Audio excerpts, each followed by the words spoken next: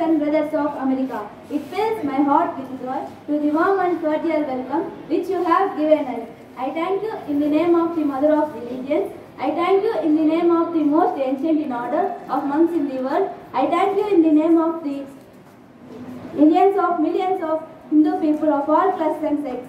My thanks also some of the speakers on this platform who, referring to the delegates from the Orient, have you told that these men from far off nations never claim the honor of bearing to different land idea of toleration. I am proud to belong to the religion which has taught the world both tolerance and universal acceptance. We believe not only in universal toleration but we accept all religions as true. I am proud to belong to a nation which has sheltered the persecuted and the refugees of all nations and all religions of this earth. I am proud to tell you that we have gathered in our bosom the purest remnant of Israelites who came to southern India and took refuge with us in very year in which their holy temple was shorter to pieces by Roman tyranny. I am proud to belong to a religion which has sheltered and is still fostering the remnant of grand Zoroastrian nature.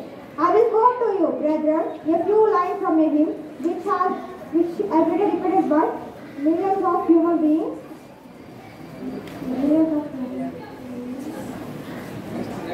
I will quote to you, brethren, as the different streets having their sources in different places, all mingle their water in the sea.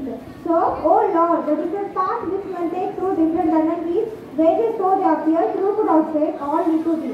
The present convention, which is one of the most august assemblies ever held, is in itself vindication, a declaration of the word, of the wonderful doctrine preached in the Gita.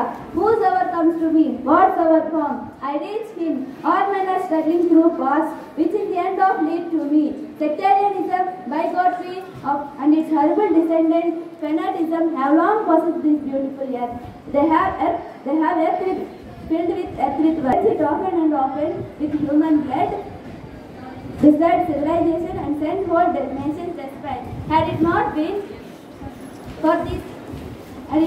its horrible demons, human society would be far more advanced than it is now. And had not been it. Thank you,